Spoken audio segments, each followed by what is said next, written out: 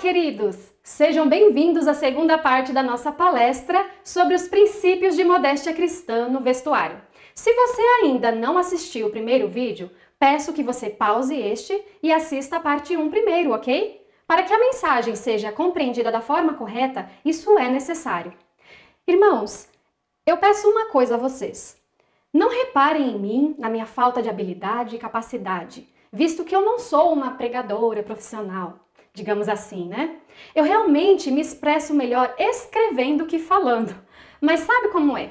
A seara é grande, os trabalhadores são poucos, então mesmo com a minha insuficiência, eu aceitei o chamado do Senhor para ajudar em sua obra, crendo na promessa de que o Senhor há de aperfeiçoar-me. Na primeira parte da palestra, vimos que Deus foi o primeiro estilista e a importância que ele dá a este assunto.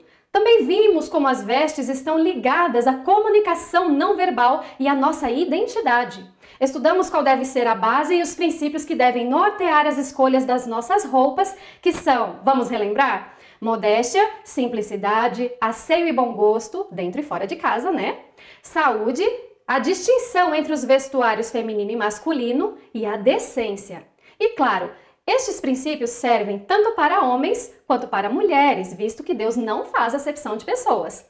Vimos que todos os princípios são devidamente importantes, mas numa situação adversa e de urgência, devemos dar prioridade aos princípios de saúde e decência. Agora, veremos como aplicar todos esses princípios a situações específicas. Também veremos orientações a respeito de adornos e pinturas. Irmãos, alguns me perguntam se os princípios de modéstia também devem ser ensinados às crianças. E eu digo que sim, claro. A Bíblia diz, ensina a criança no caminho que deve andar. Mas eu vou indicar para vocês aqui um material fantástico que a irmã Juliana, do perfil Verdadeira Educação, montou para as mães estudarem esse assunto com suas filhas de forma bem didática. É maravilhoso. Vou deixar o link aqui na descrição para vocês baixarem, tá? Para as mães estudarem tanto com os meninos quanto com as meninas. É importantíssimo estudar esse assunto com as crianças, pois isso as preservará da sensualidade e adultização precoce e também as ajudará para que aprendam a ter pudor e a preservarem sua intimidade desde cedo e a protegerem-se de possíveis abusos, visto que o mundo hoje está repleto de pedófilos, vocês nem imaginam o quanto. Alguns já me questionaram quanto à necessidade de se expor certas imagens. Bom, não sei se notaram, mas eu procurei utilizar um efeito de vetorização e desfoque para minimizar a gravidade do efeito das fotos. Mas eu não poderia deixar de mostrar, amados. Sabem, nós chegamos a um nível tão degradado que não estamos conseguindo discernir entre a mão esquerda e a mão direita. E eu digo isso por mim mesma. Para mim, antes de entender essas verdades, esses estilos de roupas que mostrei aqui eram muito aceitáveis, pois eu só conhecia o padrão do mundo e não sabia nada sobre os padrões de Deus. Muitas vezes a gente não enxerga e precisa de alguém para nos alertar. Minha intenção com as imagens é ajudar a gente a enxergar que os padrões do mundo não são ideais para nós e que os padrões de Deus são bem mais elevados. Sabe? Uma coisa que devemos estar atentos é quanto ao modo que o inimigo trabalha. Em primeiro lugar, ele sempre procura contrafazer as obras divinas, imitando e desvirtuando. Foi assim com o falso dia de adoração, com falsos reavivamentos modernos e também com o vestuário. Ellen White diz que o nosso adversário é quem está por trás das sempre imutáveis modas. Isso está em Ciência do Bom Viver, página 291. Então, assim como Deus criou um estilo de vestuário, Satanás foi lá e criou outro para nos desviar da vontade do Senhor. Uma outra forma que o inimigo trabalha também ele sempre leva ao extremo da opressão, do exagero, aprisionando, prendendo, oprimindo, escravizando, para depois levar ao extremo do liberalismo, fazendo o mundo crer que libertinagem é liberdade real. Ele atua assim em vários aspectos na nossa sociedade. Ele causa o problema e depois vem com a falsa solução. E ele atuou exatamente assim em relação ao assunto do vestuário também. Vamos ver como ele conseguiu levar as roupas de um extremo cheio de excessos ao outro extremo da escassez de cobertura. Vimos na primeira parte a importância que Deus deu à cobertura do corpo, da nudez humana, antes e depois do pecado. Vimos o princípio da decência, deixando claro que Deus deseja que sigamos os seus padrões, que nos vistamos com pudor e que evitemos qualquer roupa, qualquer traje que atraia olhares para as regiões eróticas do nosso corpo, que apele à sensualidade, a ser sexy, pois tais roupas não podem satisfazer as exigências bíblicas de decência. Porém, vimos também como os estilistas modernos têm lutado para subverter os princípios do primeiro grande estilista, incentivando o uso de roupas que são confeccionadas de forma a enfatizar e a mostrar tais áreas, de modo a nos tornar sensuais e sexys. Mas a ideia de expor o corpo seria mesmo pecaminosa, já que hoje em dia todo mundo está fazendo isso? Não deveríamos considerar isso comum? Ora, está na moda usar roupas assim. Queridos, há uma coisa que devemos entender. Para Deus, nudez ou seminudez será sempre nudez.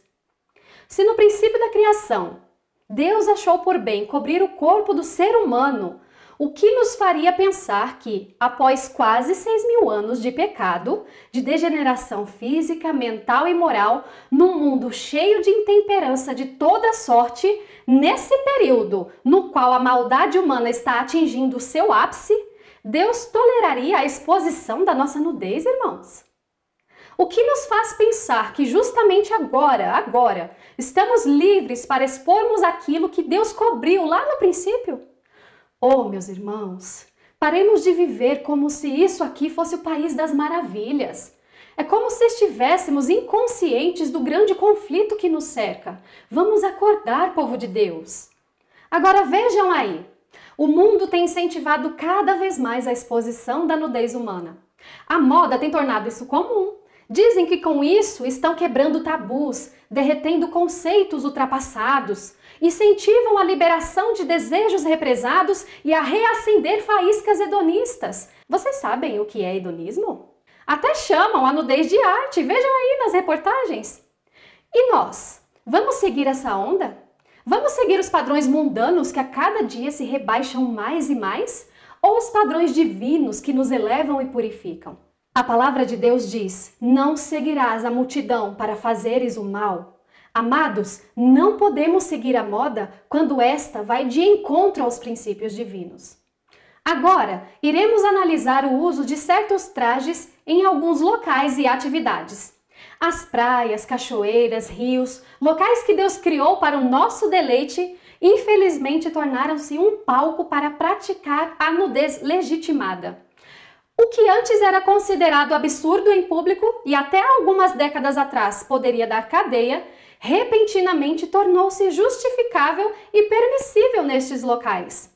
Sem percebermos, a nudez foi legalizada. Esse é o poder que a cultura tem. Ela consegue tornar algo absurdo em comum, em normal. Vamos refletir agora quanto ao uso de trajes de banho como maiôs, biquínis, sungas, que nada mais é que uma forma de nudez superficialmente disfarçada de microvestimenta. O biquíni, por sinal, é o traje responsável por despir a sociedade desde 1960, infelizmente. Quando começamos a raciocinar melhor, percebemos tanta incoerência em nossas ações, não é mesmo? A maioria das pessoas ficaria muito envergonhada se fosse vista com roupas íntimas em público. Todavia, não vem o menor problema em frequentar locais de banho com trajes que revelam tanto ou mais que uma lingerie. Lemos na Bíblia que devemos nos vestir com pudor, certo? Desde quando mostrar 99% do nosso corpo, se não 100%, né? Expondo a nossa intimidade, está de acordo com a palavra pudor. Se estudarmos as Escrituras, veremos que as palavras traduzidas por nudez no hebraico e no grego se referem a atos sexuais pecaminosos e também às partes íntimas de alguém. E estas palavras estão com muita frequência associadas à vergonha. Deem uma olhada aí no slide e confiram cada uma dessas passagens ao lado na imagem e confirmem por vocês mesmos se não é assim. Mas a palavra nudez não se limitava somente à exposição das partes íntimas. Quando alguém tirava a sua veste de cima, ficando apenas com a roupa de baixo, que nos tempos de Jesus era bem diferente de hoje, também era considerado nu. Então, tanto a nudez quanto a seminudez eram considerados vergonhosos na Bíblia. Em Êxodo 20 e 26, Deus instruiu quanto ao cuidado de não se expor à nudez em seu altar. E em Êxodo 28, 42, Deus pediu que fizessem calções de linho para que o sacerdote usasse por baixo da túnica, preservando-o de qualquer exposição indevida. Mas vemos que o inimigo foi trabalhando de tal forma que hoje não existe mais vergonha ao se expor à intimidade em público, infelizmente. Sugiro que vocês peguem os livros que contam a história da moda em qualquer biblioteca pública e estudem a evolução e a origem das roupas de banho. Veremos que os estilistas não seguiram a ideia do primeiro grande estilista, Deus, que nos ensinou desde o princípio a cobrirmos o corpo. E, infelizmente, temos aceitado as propostas mundanas de expormos o corpo. Vocês sabiam que quando o biquíni foi inventado, as modelos da época se recusaram a usar e posar para fotos? Vocês sabiam disso? Saibam que a única que topou tirar fotos com esse traje foi uma stripper. Pois é. Irmãos, se for o caso de estarmos numa região litorânea, estamos livres para seguir certos costumes se estes ferem os princípios imutáveis da palavra de Deus? Como foi que aderimos essas modas sem perceber que ferem os princípios divinos, queridos? Se não ficamos de roupas íntimas na frente dos irmãos da igreja, por que num acampamento ou praia ficamos de biquíni, maiô, sunga, na frente de várias pessoas, expondo nossa intimidade? Podemos expor o nosso corpo para ser contemplado por pessoas que não são nosso cônjuge? O corpo é belo, pois foi Deus quem o criou, mas Ele não criou para esse propósito, irmãos. Nunca devemos usar nossos encantos físicos para o mal, irmãos. Frequentemente, a exposição da beleza física desperta desejos. E sabe-se lá como estes buscarão a satisfação. Agora vamos refletir o seguinte. Praias lotadas são um ambiente adequado e seguro para nós cristãos? O que há ao redor de nós nesse ambiente muitas vezes? Som alto, glutonaria, bebedices, corpos expostos por toda parte. É um bom ambiente para a pureza de mente e coração que estamos buscando? Reflita. Com corpos praticamente nus, estamos testemunhando de Cristo? Faço essas perguntas, irmãos, para a nossa reflexão. Infelizmente, a indústria da moda entendeu o que a indústria pornográfica também reconhece. A nudez feminina gera muito lucro. Isso fica visível nos comerciais da TV, em outdoors. Precisa ter mulher seminua até para vender canetas, né? Infelizmente, a maioria dos homens gosta de olhar e desejar. E a maioria das mulheres gosta de se expor para se sentirem desejadas. Infelizmente. A história das roupas de banho é o drama de como a carne, a indústria e os meios de comunicação envolveram o ponto de vista cristão a respeito da modéstia em uma batalha à beira-mar. Essa luta entre mostrar e ocultar, fibras têxteis e pele, modéstia e nudez. É uma história contínua de como a sociedade, incluindo muitos crentes, tem tirado a roupa em público. Como havia comentado na primeira palestra, o nosso maior inimigo tem uma Bíblia escrita por um dos seus servos.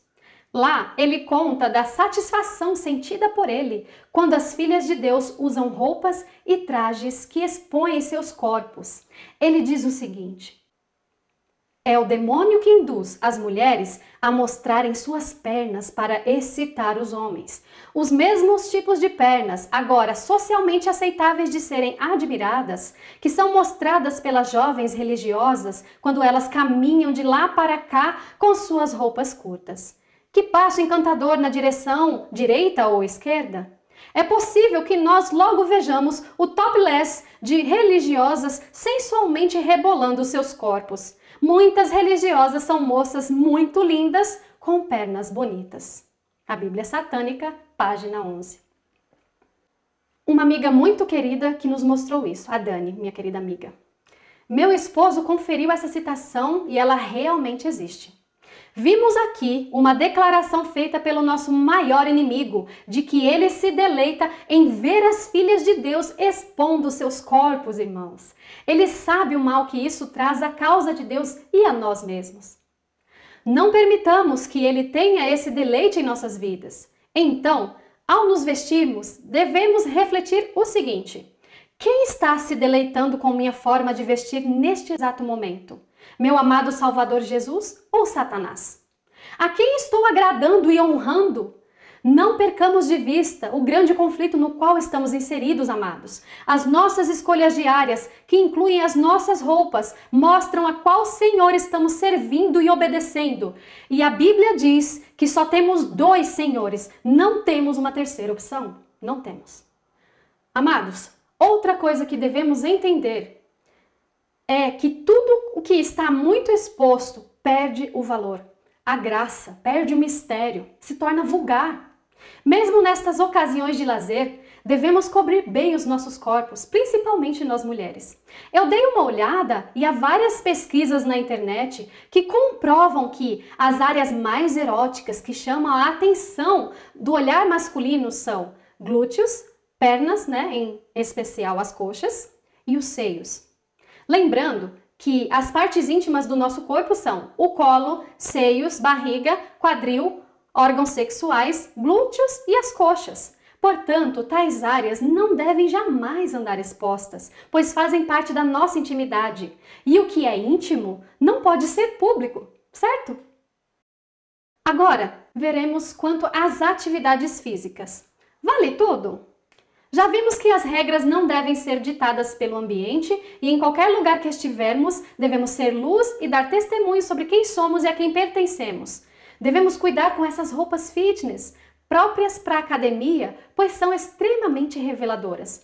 A legging, chamada erroneamente de calça, funciona como uma segunda pele. É um tipo de meia roupa e é um tipo de meia calça. É justíssima, de forma que expõe as formas do nosso corpo excessivamente. Ter um tecido elastizado que cobre a pele, mas expõe a forma do corpo, não é modéstia, irmãos. O ideal é sempre usarmos a legging por baixo de uma saia ou vestido esportivo, conforme a orientação que vimos no Espírito de Profecia. Mas nesses casos, nunca a saia sozinha, pois pode expor o corpo ou despertar a curiosidade na mente. Então, cuidemos com essas roupas fitness. Cuidar do corpo e fortalecê-lo com exercício é sim a vontade de Deus, irmãos. Não há nada de mal nisso. Porque este é um dos 8 remédios naturais que Deus nos deixou. Mas isso não nos autoriza a sair por aí exibindo as curvas e músculos para serem admirados, Isso é totalmente contrário ao princípio de modéstia e decência. Agora, vamos ver mais algumas ocasiões. E as cerimônias de casamento e formaturas? Vale tudo? Irmãos, devemos nos lembrar que o casamento também é um culto muito solene, onde a presença de Deus também foi invocada ali. Por que então abusamos de sensualidade e usamos roupas mais ousadas que não usaríamos num culto de sábado pela manhã, se esta é uma ocasião onde Deus também se faz presente? O que nos faz pensar que no casamento pode liberar geral? Veja o que diz o pastor Oséias Moura na Revista Adventista. Noivos, padrinhos e convidados se esquecem das normas bíblicas e se trajam como as pessoas do mundo. Abusam de pinturas, usam roupas extremamente decotadas e sensuais que chamam a atenção para o corpo, atraindo glória para si e não para Cristo, o autor do matrimônio. Agora, vejam o que a própria Glória Calil diz com respeito a isso. Casamento não é baile e pede roupa apropriada. Cerimônia religiosa exige certa contenção na exibição dos brilhos e do corpo. Decotes e fendas podem ser disfarçados e atenuados por chales e estolas. Os vestidos de noiva estão cada vez mais decotados. Tenho tido a sensação que um dia uma delas vai ser barrada na porta por um padre mais conservador. Não exagere. Mas podemos muitas vezes dizer assim: Ah, mas eu já estou acostumado a me vestir assim, eu cresci assim, todo mundo se veste assim, não quero ser diferente.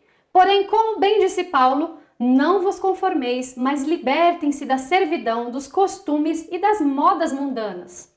E vejam mais um texto que reforça isso.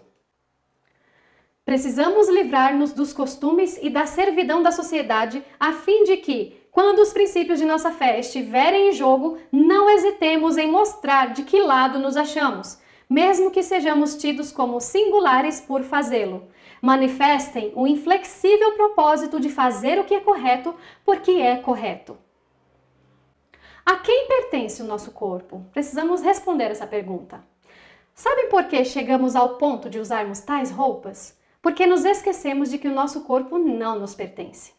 Pertence a Deus em primeiro lugar. É justamente por termos perdido essa noção que passamos a descuidar com essas questões. A Bíblia diz assim: ou não sabeis que o vosso corpo é o templo do Espírito Santo que habita em vós, proveniente de Deus, e que não sois de vós mesmos?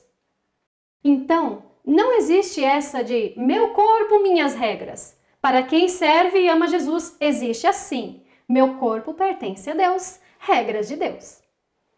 E a palavra de Deus diz mais: a mulher graciosa guarda a honra como os violentos guardam as riquezas.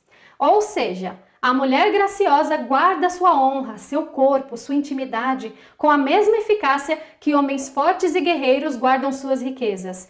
Se você tivesse uma mala com uma grande soma de dinheiro dentro, você a deixaria na calçada da sua casa? Saiba que seu corpo é um tesouro e pertence a Deus. Não deve tratá-lo como um objeto sem valor. Mas e a moda? Após estudarmos tudo isso que vimos até aqui, você pode me perguntar o seguinte: então você quer dizer que devemos desprezar a moda atual e que devemos adotar as roupas de 1844? Ou devemos usar túnicas para estarmos devidamente vestidos? Vejamos o que diz a inspiração. Como um povo, não cremos que nosso dever de sair do mundo seja estarmos fora de moda. Não devemos ser excêntricos ou esquisitos em nosso vestuário para diferir do mundo. Caso o mundo introduza uma moda modesta, conveniente e saudável no vestir, que esteja de acordo com a Bíblia, não mudará nossa relação para com Deus ou para com o mundo adotar tal estilo. Devemos evitar os extremos. Então vejam, irmãos, há um equilíbrio. Não precisamos usar roupas de 1899, não precisamos ser esquisitos e fora de moda. Podemos sim usar modelos atuais aplicando os princípios que Deus nos deixou. Isso eu já deixei claro no início da palestra. Não precisamos andar fora de moda para sermos modestos. Se eu fizer isso, também vou chamar atenção e de forma negativa. Isso também é um mau testemunho. Porém, ao seguirmos a moda, devemos cuidar com o aspecto da mordomia cristã. Vejamos. O fazer mudanças no vestuário só por amor da moda não é aprovado pela palavra de Deus. Muitos dos que mal podem ganhar a subsistência são forçados a recorrer à costureira a fim de se vestir segundo a moda. Os mundanos gastam com o vestuário grandes somas de dinheiro que deviam ser empregadas em alimentar e vestir os que sofrem de fome e frio. Essas citações não se referem somente ao vestuário, claro, mas a qualquer tipo de gasto desnecessário, né? Casas, carros, viagens, enfim. Mas o que ela quer dizer aqui é que não devemos ser escravos da moda a ponto de fazer dívidas, de comprar compulsivamente algo que sequer precisamos, sendo que já temos o suficiente. Além disso, devemos nos lembrar dos mais necessitados. Muitas vezes estamos com o guarda-roupa abarrotado e queremos comprar mais e mais e mais. E o irmão ou a irmã que sentam bem ao nosso lado na igreja estão muitas vezes precisando de roupas. E os sapatos, né? Sei que é a paixão de todas as mulheres, mas precisamos mesmo de tantos? Um para cada vestido, um de cada cor, sendo que há cores neutras que combinam com tudo. Isso agrada a Deus? Se já temos o suficiente, por que não ajudar alguém que precisa? Seria do agrado de Deus gastar tanto e fazer dívidas, irmãos? Mesmo que alguém tenha condições financeiras para comprar roupas e mais roupas, apenas pense, Não há nada para fazer com esse dinheiro que está sobrando? A obra de Deus não precisa dele? Será que alguém não precisa desse dinheiro? Devemos lembrar, irmãos, que a modéstia também envolve a mordomia responsável. Lembram-se do significado dessa palavra? A palavra modéstia? Simplicidade, moderação, que tem muito a ver com autocontrole, que é o contrário de extravagância e ostentação. Não é só decência no vestir. Daí você pensa assim: Jusilene, até agora você só mostrou o que não convém usar. E ao mesmo tempo disse que não devemos andar fora de moda, certo? Mas como pode isso? Hoje em dia, há opções modestas para usarmos na igreja, na prática de exercícios físicos e em cerimônias especiais? A modéstia está presente na moda atual também? Mas é claro, irmãos, Satanás tem dominado o mundo da moda, mas Deus jamais deixaria os seus filhos sem opção. Vejam aí agora quantos modelos temos que são adequados para o dia a dia e temperaturas variadas, frio, calor, meia estação, e tem opções de modelos para serem usados na igreja, no passeio no parque, no mercado, no shopping, enfim, no dia a dia em geral. Percebem como podemos aplicar os princípios eternos ao vestuário atual? Vejam na prática o comprimento ideal que Deus deixou para nossas roupas aí nas fotos. Nem sobe demais para perto dos joelhos, nem chega demais perto do chão. Tem cada modelo lindo, não é mesmo? E dentro dos princípios que estudamos. E tem opções para todos os biotipos e para os homens também. Alguns dizem que homens não devem usar bermudas. Irmãos, não estamos no tempo de Moisés para que a bermuda seja considerada roupa de baixo, tá bom? É como se fosse uma calça midi. Não tem saia midi? Pois é, a bermuda, né, no devido comprimento, é como se fosse uma calça midi. Agora vejam esse vídeo aí que eu vou passar para vocês do Esquadrão da Moda, confirmando que a modéstia está na moda. Com essa roupa aqui eu vou pra igreja, eu vou passear no shopping, eu saio com o marido. É uma roupa confortável. Minha querida, veja bem. O que eu não entendo é como você vai pra igreja com um decote tão profundo como esse. Só jogar uma blusinha em cima. Mas o decote não continua não? Você vai fechar aqui? Esse look tem que ficar muito claro que ele não é de ir pra igreja, de ir pro culto, nada, porque a regra é clara, minha gente. Pra ir nesses lugares você não pode mostrar decote e nem pernas muito de fora. Independente da religião. Independentemente da religião. Vejam que os próprios gurus da moda, né, deixam claro que a modéstia está na moda e que há critérios sim a serem adotados. Mas eu faço uma ressalva. O dever de andar bem vestidos não se limita só das portas da igreja para dentro. O nosso testemunho deve ir além das portas da igreja, né? Agora vejam aí opções de roupas de banho. E na moda atual, há opções de roupas de banho que sejam apropriadas? É claro que sim. Vejam aí nas fotos. Devemos lembrar que é correto usar modelos apropriados para cada ocasião. Lembrem-se que vimos a orientação do Espírito de Profecia de que as roupas devem ser adequadas ao clima, ao tipo de atividade, à idade, etc, né?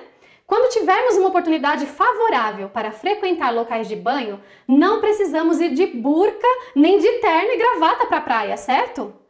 Aqui estão algumas ideias e sugestões de modelos que podem ser aprimoradas, se for o caso, né? Você pode pegar a ideia e mandar fazer. Tem proteção por baixo, são super esportivos e protegem muito bem. Eu encontrei esses modelos que vocês viram aí nas fotos em lojas de irmãs evangélicas que usam e incentivam a modéstia mesmo no lazer. Aliás, essas irmãs são a cabeça nesse assunto, sabiam disso? E nós, com tantas orientações adicionais dadas por Deus no Espírito de Profecia, temos sido a cauda, infelizmente. Elas simplesmente leram 1 Timóteo 2,9 e 1 Pedro 3,3 e foi suficiente para elas. Já nós estamos anos-luz atrás delas. Se elas conseguem usar, por que nós não conseguimos? É um vestuário confortável, que cobre bem as regiões eróticas do corpo, dá liberdade de movimento e não escandaliza quem vê. Além do mais, esconde aqueles defeitinhos que muitas vezes nos incomodam. Aí sim, temos total liberdade sem constrangimentos. Sabe, Eu já usei trajes parecidos com esses aí, em locais de banho. Podem ficar tranquilos, a gente não vai afundar na água por usar um traje modesto, ok? Dá para nadar, brincar de bola na areia, correr, tomar caldos nas ondas com segurança, enfim, te protege em todos os momentos. Daí você pode dizer: ah, mas eu não consigo de jeito nenhum usar um negócio desses. Pense que é apenas uma questão de tempo para que você se adapte e se sinta confortável. Agora pense o seguinte: se aprendemos a ficar tão à vontade com o nosso corpo e a nossa intimidade à mostra para todo mundo ver, por que não podemos aprender a ficar à vontade com o nosso corpo coberto e protegido?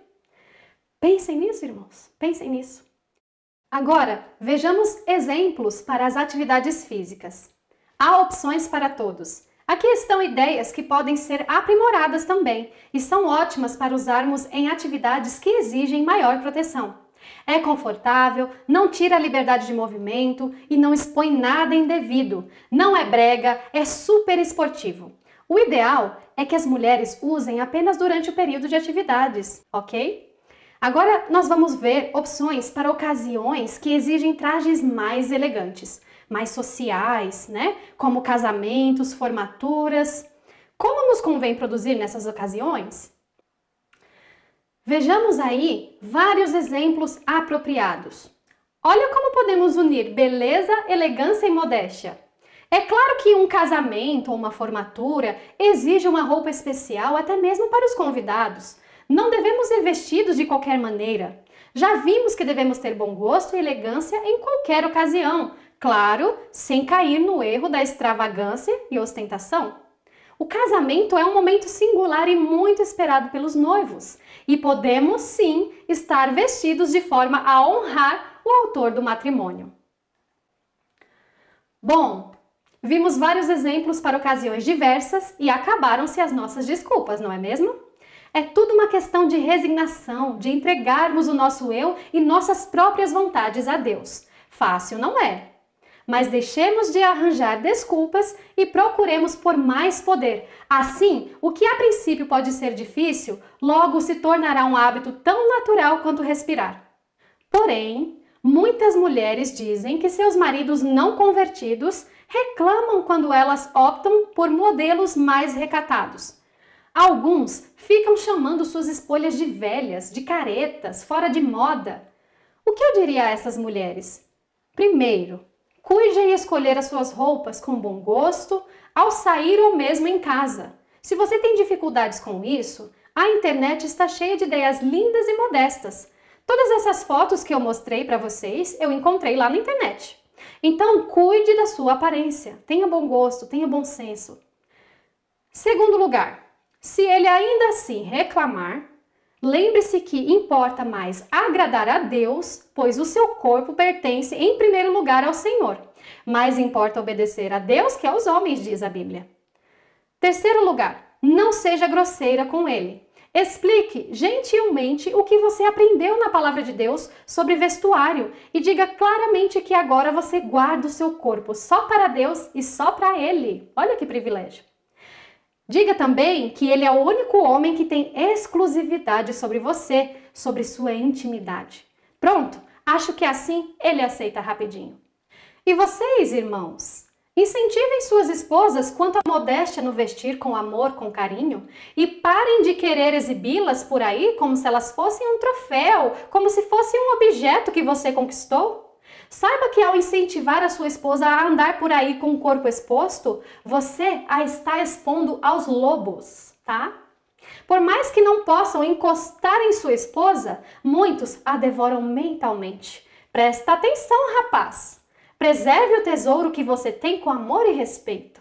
Mas aí você me pergunta, ok, Ju, entendi tudo, mas tem algum teste que eu posso fazer quando estiver numa loja comprando roupas? Sim, vamos aprender agora algumas formas de escolher roupas adequadas antes de comprar. Quando você estiver lá no provador, em frente ao espelho, faça o seguinte. Levante os braços, veja se aparece a barriga.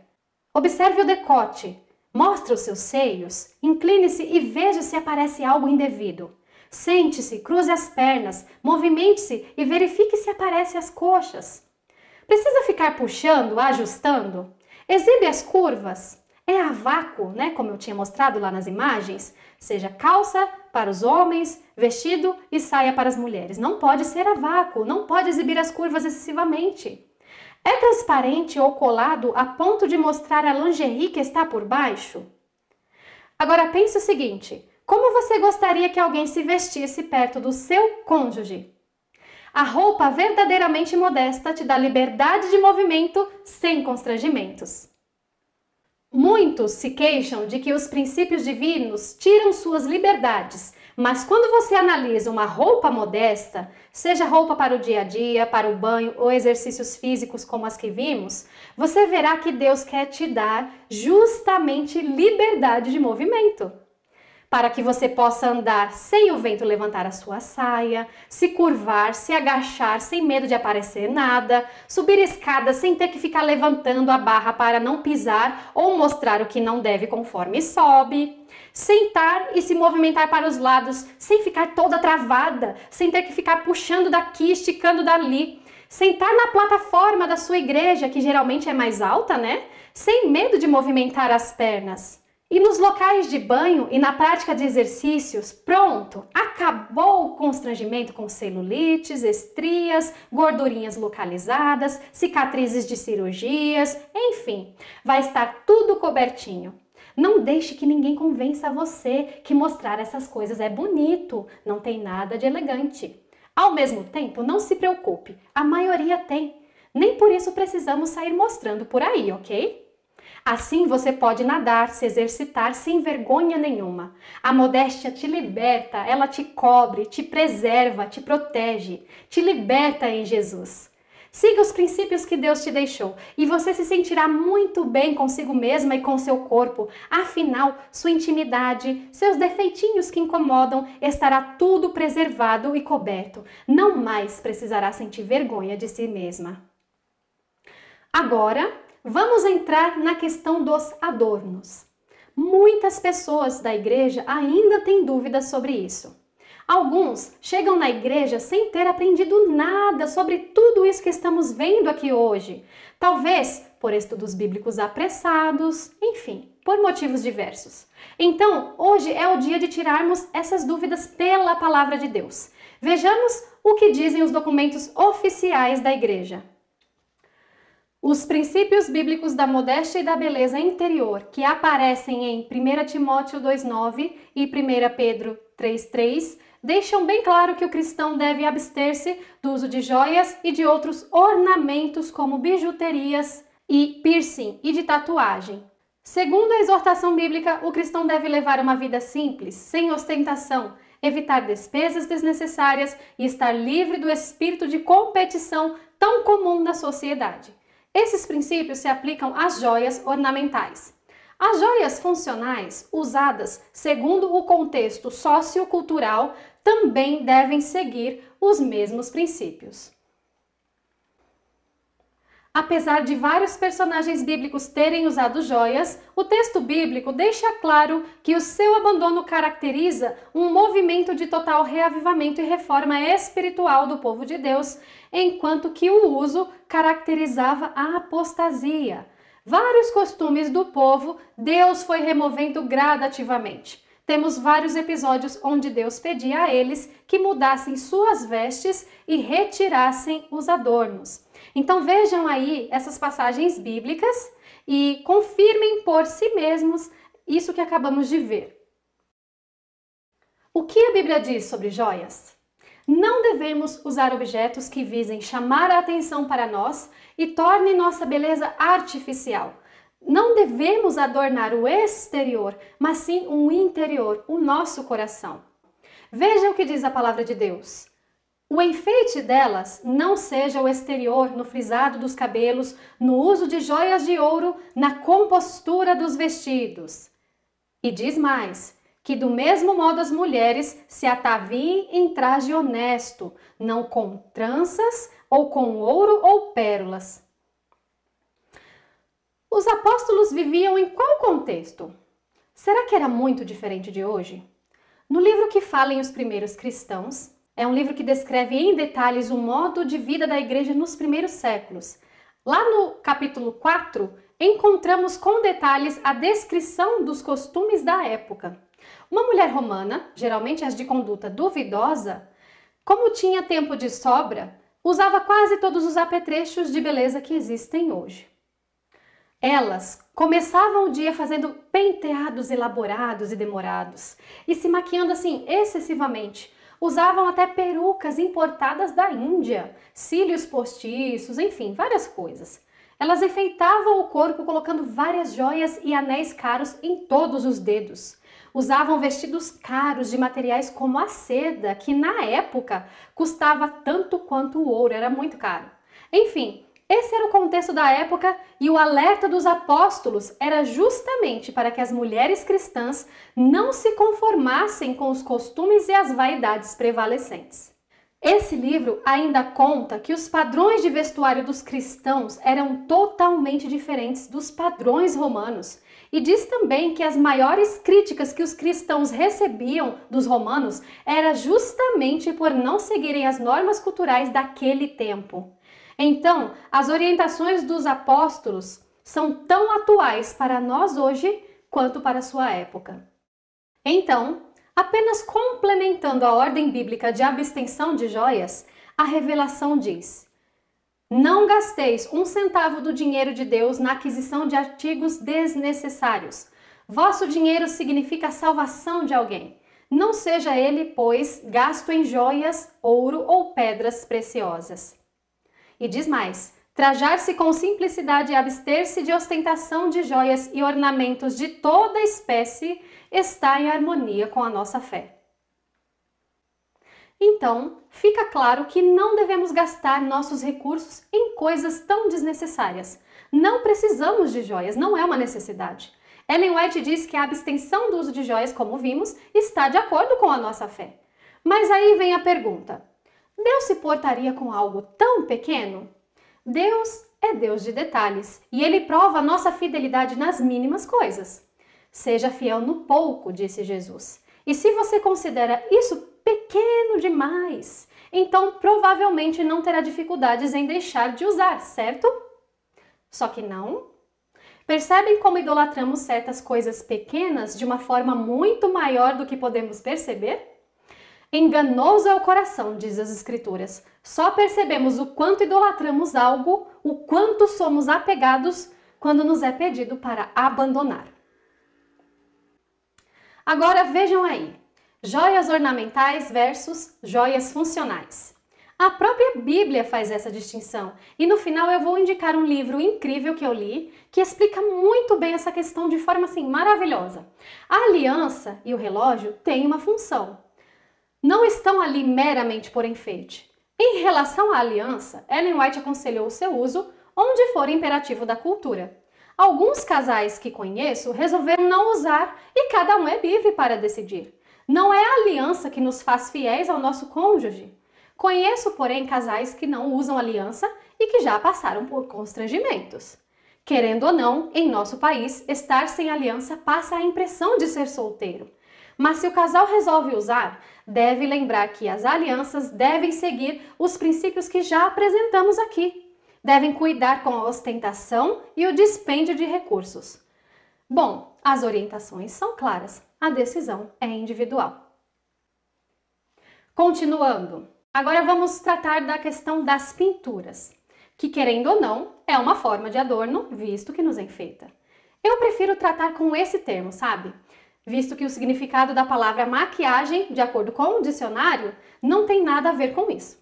É só pesquisar e veremos que as pinturas têm origens pagãs. Na própria Bíblia encontramos esse fato. Não é relatado que nenhuma israelita usava pinturas, a não ser em tempos de apostasia do povo de Deus, onde vemos isso em Jeremias 4:30, em Ezequiel 23:40. Quando Jerusalém se desviou, Deus usou uma figura de linguagem comparando-a com uma mulher prostituta que se pintava e adornava para receber outros homens. Procurem aí e leiam depois. E encontramos esse ato também na vida de Jezabel. Então vejam aí as passagens bíblicas. Olha o que fala aí de Jezabel, né? que ela estava se pintando em volta dos olhos. Veja que fala também aí em Ezequiel de Jerusalém, né? Que estava ali se prostituindo, colorindo os olhos e se ornando com enfeites. É um claro quadro de apostasia, né, irmãos? Então vamos falar um pouquinho das pinturas. As pinturas criam em você algo que Deus não criou. A torna sensual, muda completamente o seu aspecto de forma antinatural, artificial e foge dos padrões de cores naturais colocadas por Deus em nós. Dizem que as pinturas te fazem sentir melhor consigo mesma, mas então por que muitas não conseguem se deparar com sua aparência natural e não conseguem sequer ir à esquina sem pinturas? Por que temem enfrentar a realidade do seu visual? Então fica claro que o efeito que as pinturas causam é o contrário. Te fazem sentir péssima consigo mesma e só se sentir bem quando está pintada. Elas agem como a pimenta na comida. Já parou para pensar? Não te deixa sentir o sabor dos temperos mais simples. Após provar uma comida apimentada, uma comida temperada de forma mais simples parece sem sabor, não é mesmo? Assim age a pintura em nossa aparência. A naturalidade parece palidez. Além do mais, quando procuramos realçar certas partes, como a boca, o olhar, nos tornamos sensuais e sedutoras. Percebam como até mesmo em certos desenhos chamados infantis, as personagens têm cílios longos, lábios carnudos e vermelhos? Por isso, cuidado, pais, com aquilo que seus filhos e suas filhas assistem e até mesmo com certos tipos de bonecas que suas filhas brincam.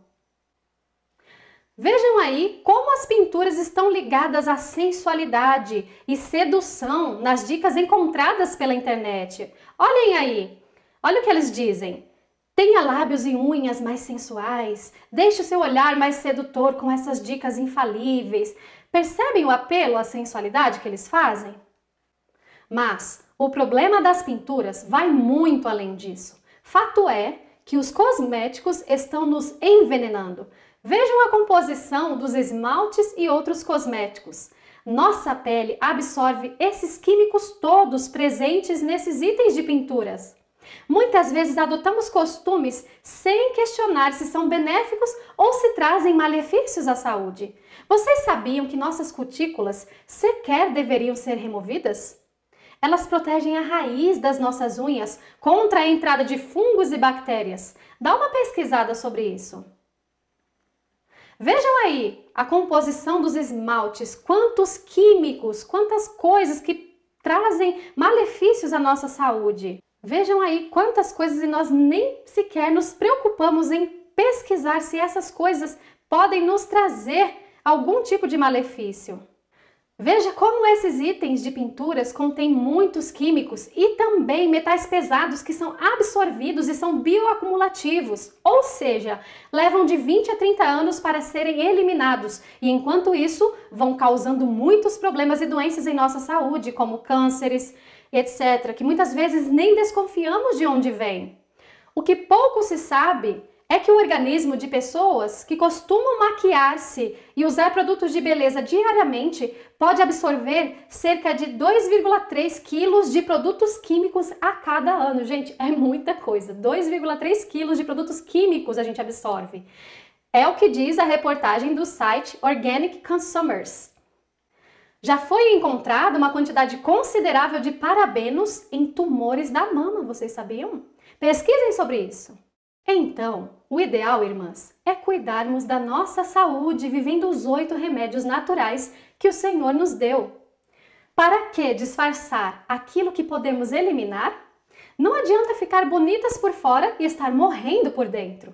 Em muitos casos, estamos pálidas e com a pele detonada porque não tomamos sol, não fazemos exercícios físicos, não bebemos água, comemos coisas nada saudáveis, refinados, frituras, alimentos de origem animal. Então a gente fica parecendo um defunto porque o sangue tá sujo, tá grosso, tá impuro, não circula bem.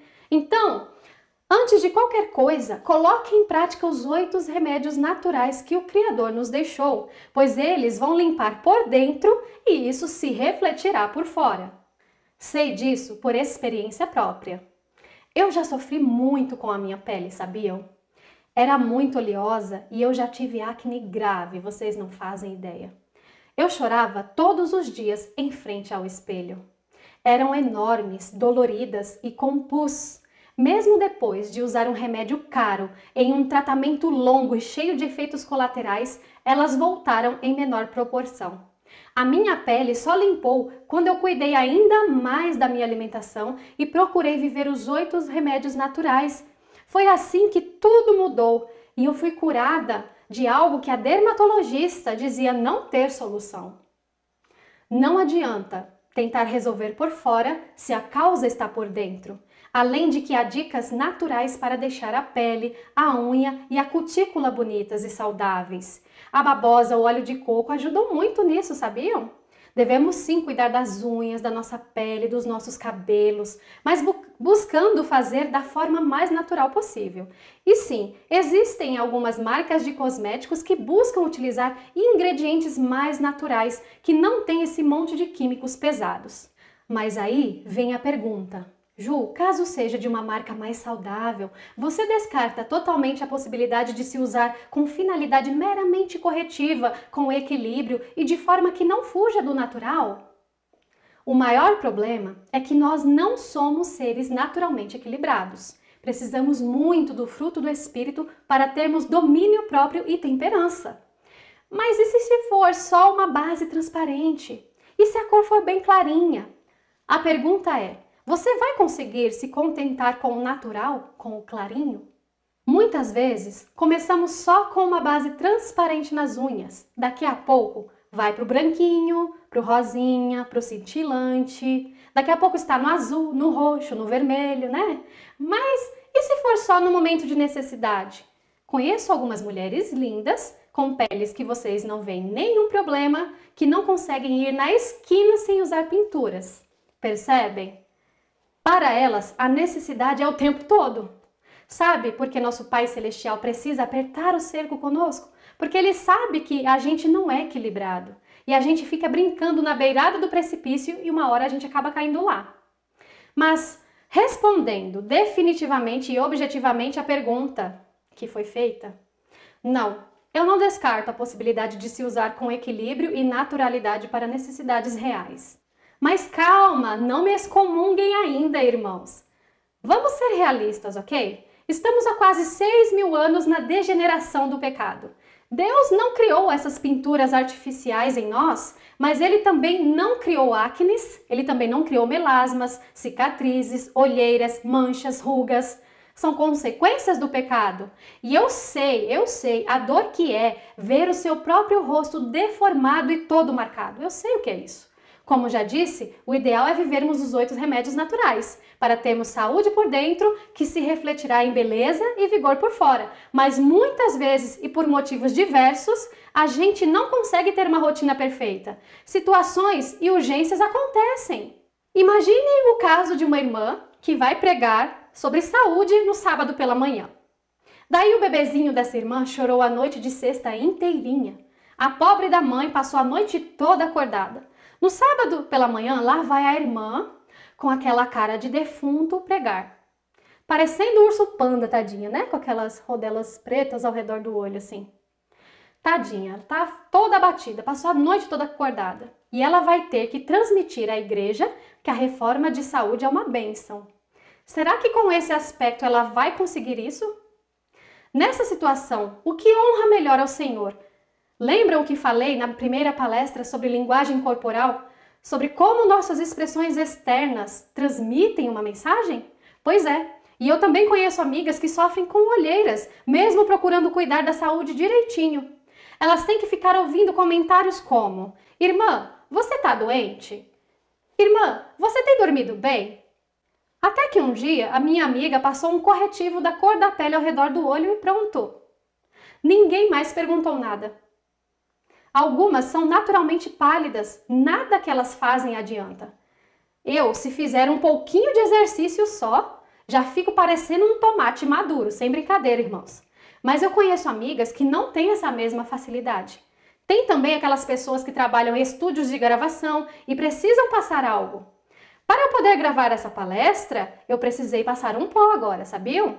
Tem 2 refletores aqui dentro, ó, que estão me cozinhando, por sinal, e essas lâmpadas usadas, essas lâmpadas brancas, né? Não sei se vocês sabem, mas elas mancham a pele. Então, irmãos, entendo que pinturas e cores artificiais não honram ao Senhor, mas um rosto pálido, sem vida e cor, também não honra. É uma questão muito delicada e eu deixo essa reflexão para cada um de forma individual, visto que, como eu já disse, é uma questão de consciência. Mas vamos deixar uma coisa muito clara. O que Deus espera de seu povo? Que cultivem a beleza natural. A naturalidade deve nortear nossa produção inteira, nosso aspecto inteiro, da unha dos pés até a cor dos cabelos. Lembram que eu falei para gravarem aquela frase e quem a serva do Senhor disse que Deus não tem nada contra a beleza natural? Agora peço que pare e olhe suas unhas, seus olhos, seus lábios, a cor dos seus cabelos. Quem te fez acreditar que eles são feios? Quem te fez acreditar que precisa pintar disso ou daquilo para que eles sejam bonitos? Percebem como nos deixamos convencer e escravizar? E fala sério, né? Quanto tempo leva para fazer uma make toda exagerada como essas que vimos? E a gente se queixa tanto de falta de tempo e de vida corrida, não é?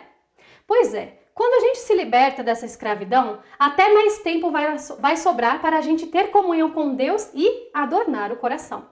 Assim, vamos conseguir aquele espírito manso e quieto, liberto dessas solicitudes do mundo. Por isso, Deus nos instruiu que devemos evitar tudo quanto fuja da naturalidade e pareça ser artificial. Vejam o que diz a inspiração.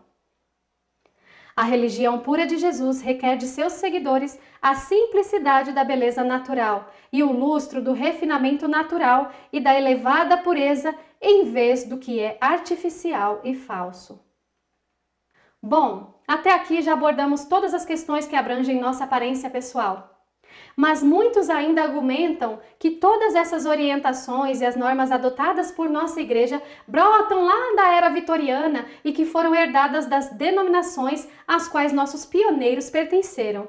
Mas a razão fundamental pela qual a Igreja Adventista adotou e ensina esses princípios é simplesmente o fato de que se trata de um ensino bíblico, sendo que este já era propagado e ensinado muito antes do surgimento de um adventista ou protestante. Ou seja, podemos encontrar esses ensinamentos até mesmo na igreja primitiva pós-apostólica. Eu poderia citar aqui Clemente de Alexandria, Crisóstomo, mas eu vou citar apenas Tertuliano e Cipriano. Vejam aí. Em 202 d.C., Tertuliano escreveu o tratado sobre o ornamento das mulheres, no qual exortava as mulheres a lançarem fora os ornamentos mundanos, se desejamos os celestiais. Não amar o ouro no qual estão marcados todos os pecados do povo de Israel. Semelhantes exortações são encontradas nos escritos de Cipriano, morto em 258 d.C. Permitam que sua face permaneça incorrupta, seu pescoço sem adornos, sua figura simples. Não deixem fazer perfurações nas orelhas, nem que correntes de braceletes e colares cinjam seus braços ou pescoço. Deixem seus pés livres de faixas douradas e os cabelos não tingidos, os olhos merecedores de contemplar a Deus.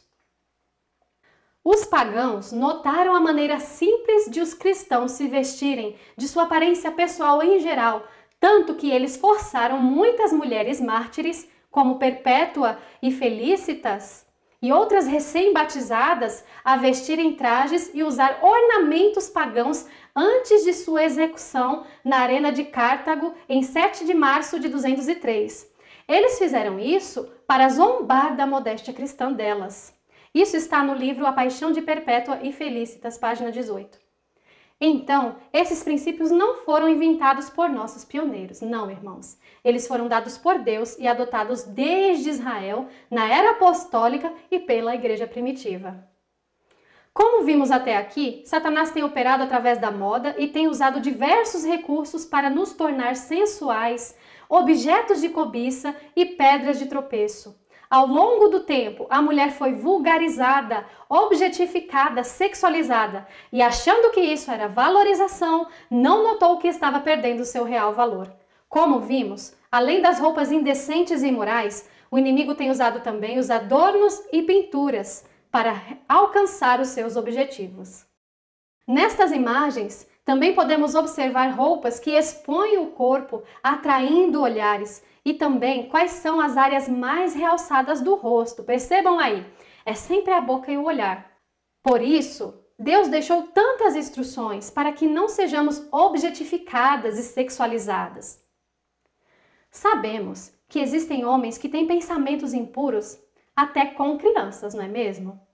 Mas, e se eu me porto de forma indecente, inspirando e incitando pensamentos impuros em alguém?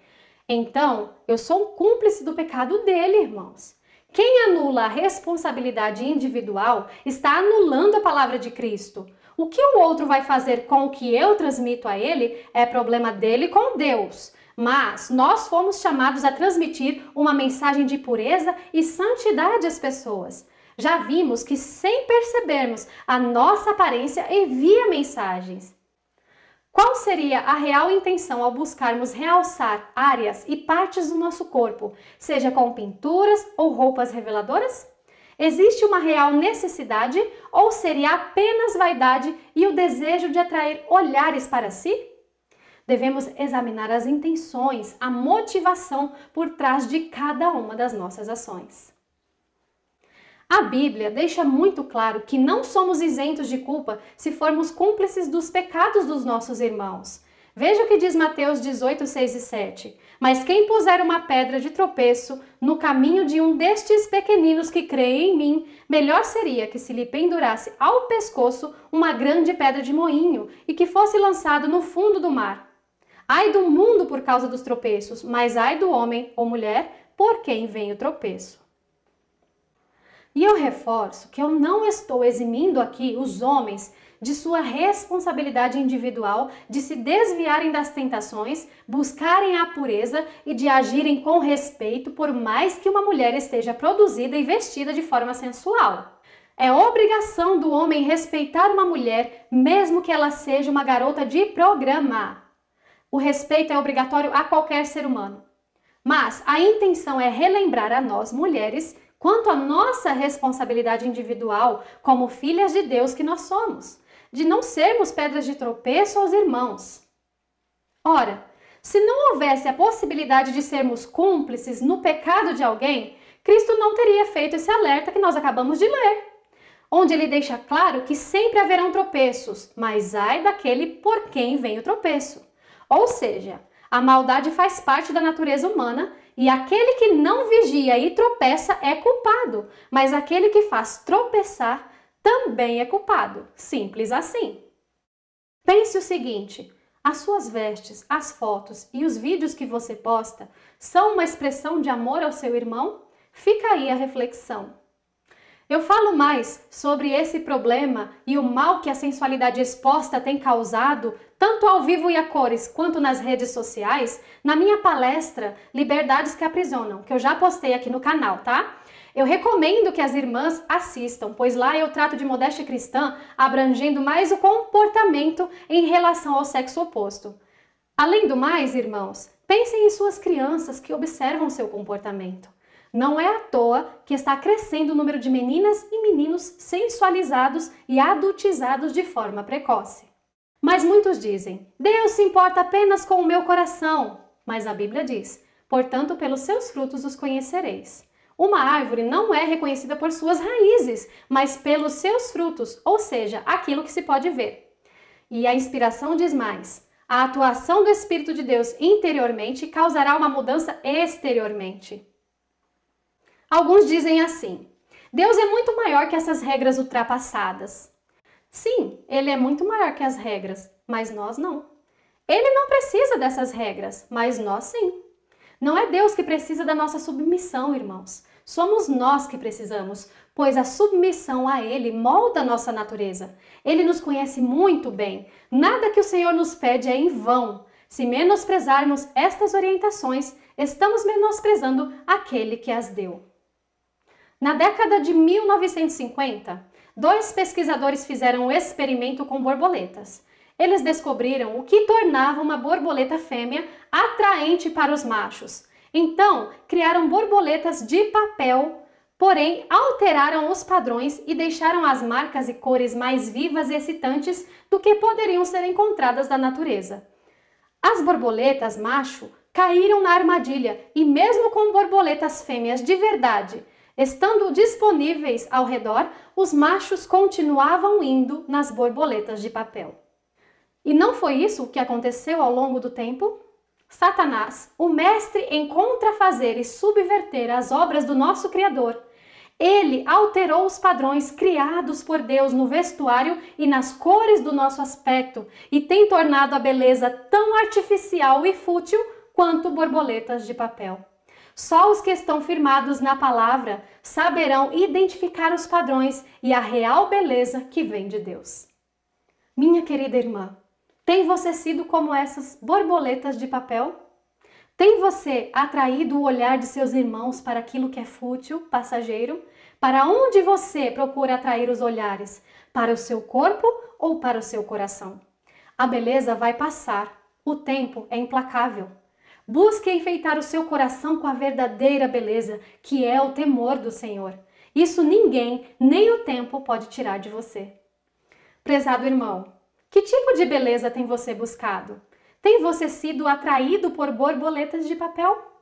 Tem procurado desviar os seus olhos da impureza? Tem buscado a beleza passageira e fútil? Tem permitido que certas modas mundanas diminuam sua masculinidade e varonilidade? Para pensar. Jovens, o seu valor não está na exposição do seu corpo.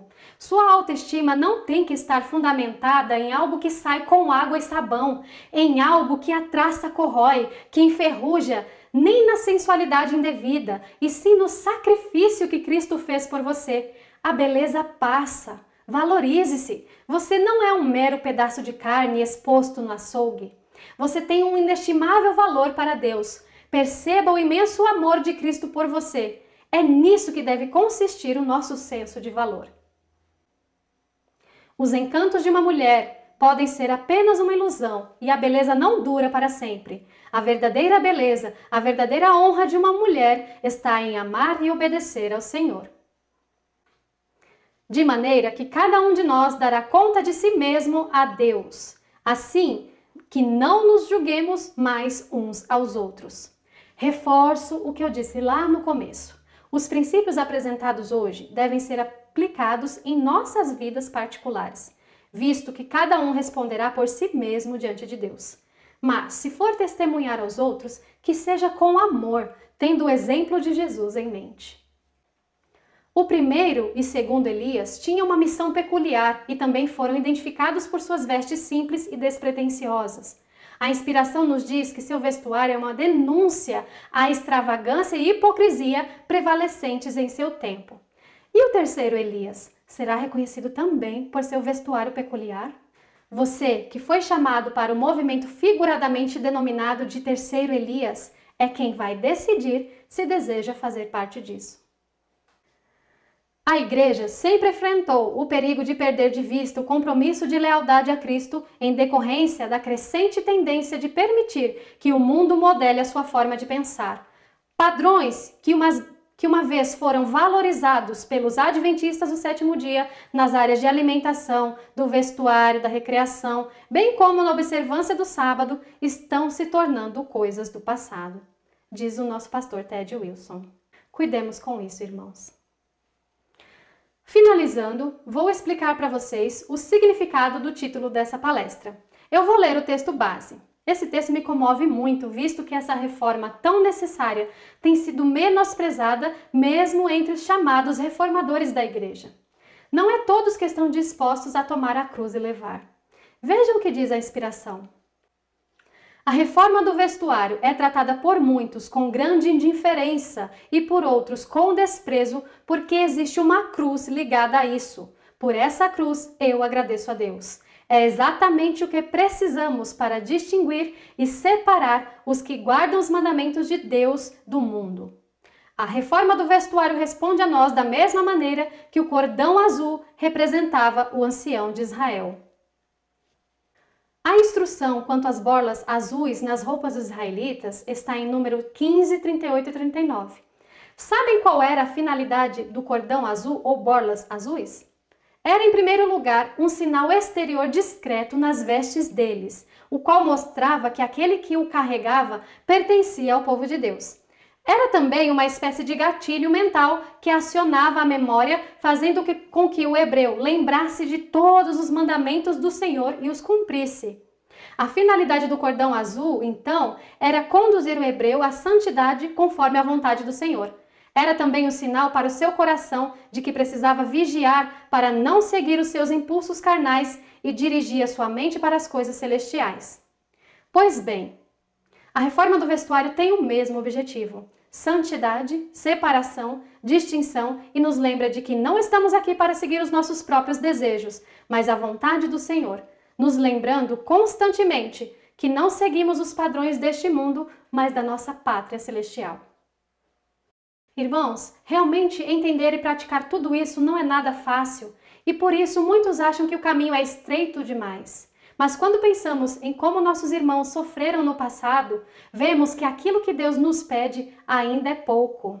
Percebe que o que chamamos de sacrifício não se compara ao que esses irmãos enfrentaram no passado? Deus só está pedindo para cobrirmos o nosso corpo, mas quão estreito nos parece esse caminho de ser diferente do mundo, não é? Quão duro é renunciar às nossas vaidades, nosso egocentrismo, nossos desejos. Mas devemos dirigir a nós mesmos a pergunta: como sofreram meus irmãos no passado? Que renunciou Cristo por mim? Isso ofusca a tudo quanto possamos chamar de abnegação. Assim, resplandeça a vossa luz diante dos homens, para que vejam as vossas boas obras e glorifiquem a vosso Pai que está nos céus. Resplandeça a vossa luz para que vejam, e isso tem acontecido na vida de pessoas que decidiram cumprir a vontade de Deus no que diz respeito à sua aparência pessoal. Algumas irmãs já me relataram seus testemunhos sobre como a reforma do vestuário abriu portas para elas serem luz e testemunharem do amor de Deus. Muitas delas já foram paradas nas ruas. Pessoas pediram oração para elas, pediram que elas dirigissem alguma palavra de conforto, né? Muitos testemunhos eu já ouvi de irmãs que fizeram essa reforma do vestuário e como a reforma do vestuário abriu portas para elas testemunharem de Jesus. Peço que você se permita experimentar essa mudança. Faça um teste e procure ver como isso proporcionará a oportunidade de você testemunhar mesmo antes de dizer qualquer coisa. Então vamos à indicação de leitura? Aí estão alguns livros que eu li. Comecei primeiro pela Bíblia e o Espírito de Profecia, pois para mim eles são a base suprema. Depois eu li estes e outros autores que acrescentaram muitas informações valiosas. Ao final, eu também vou passar uma lista dos principais capítulos do Espírito de Profecia que trata da reforma do vestuário. Estudem tudo e firmem suas convicções por si mesmos. Este é um assunto bem delicado, não é? Envolve abnegação e renúncia do próprio eu. Porém, Deus nos concede poder para praticar sua vontade. Sabemos que essa é uma reforma gradual, pois eu não conheço ninguém que tenha condições de renovar, de reformar o seu guarda-roupa de um dia para o outro, né? Portanto, envolve paciência e leva tempo. Mas o importante é dar o primeiro passo. Se você se decidiu por essa reforma em sua vida, ao comprar novas peças, faça escolhas diferentes, conforme a vontade de Deus, e vá retirando do seu guarda-roupa aquilo que você já sabe não ser adequado para um cristão. Fica aí uma sugestão. Que tal um brechó entre amigos e amigas? Comprar, vender, trocar. Se uma roupa está apertada em você, ela pode cair bem em uma amiga mais magrinha. Se está curta, ela pode servir em alguém de menor estatura. Enfim, fica aí a sugestão. Usem a criatividade. Nesse processo de estudos e reflexão, também precisei tomar decisões pessoais e colocar em prática o que eu aprendi. Tive que me desfazer de muitas roupas que eu gostava muito. Doei algumas, vendi outras e simplesmente me desfiz de outras. Foi um processo longo, doloroso, pois sou tão humana quanto qualquer um dos meus irmãos.